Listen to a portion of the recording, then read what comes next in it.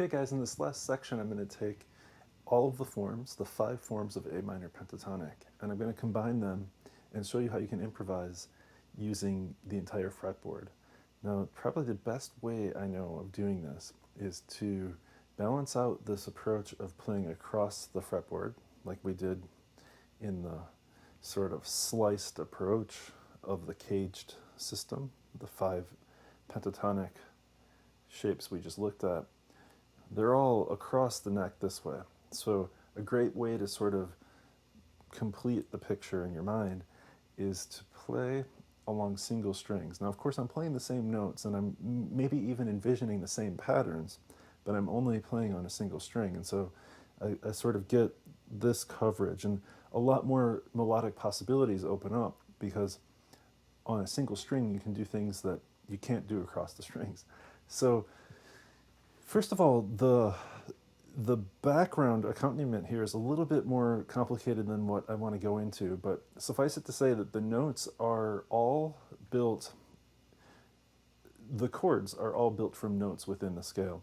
So the first chord I'm playing is D, C, and E. That chord has a name, but like I said, for now, I just want you to be aware that everything is on the 6th, 4th, and 3rd strings, and that these chords are all built from tones in the minor pentatonic scale. So it's good to name chords, and of course we can talk about the theory behind these, but I think it's good to experiment even without necessarily thinking of the chord names, just thinking about combinations of scale tones. And in this case, that's sort of what I've done. I want to talk about the linear improvisation more, so we won't go into a whole lot of detail. But this is the background loop. A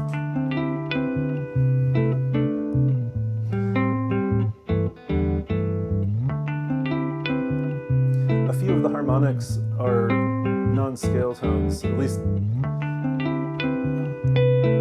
there's a B in there again, the 2nd.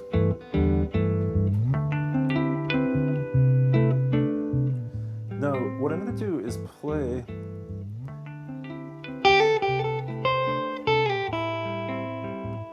just on the 1st string.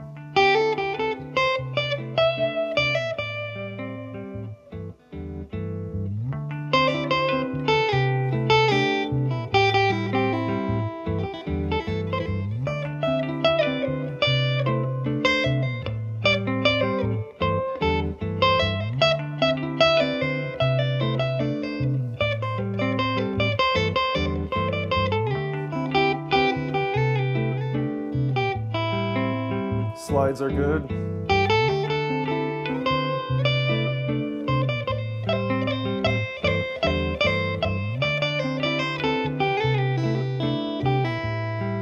And now the 2nd string. C and D from the A minor form of A minor pentatonic. Here's the E form, or E minor form of A minor pentatonic. G form. So all the notes on the 2nd string.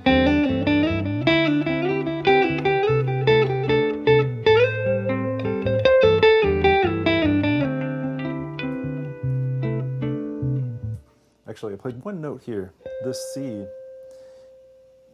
that brings me to a point that is really important, and it's true of everything on the site. I'm showing pretty much the entire fretboard, but I'm assuming that everyone knows or is aware that they can take whatever is in this register of the guitar, add 12 frets to it, and end up with the higher register. In other words, the open string E,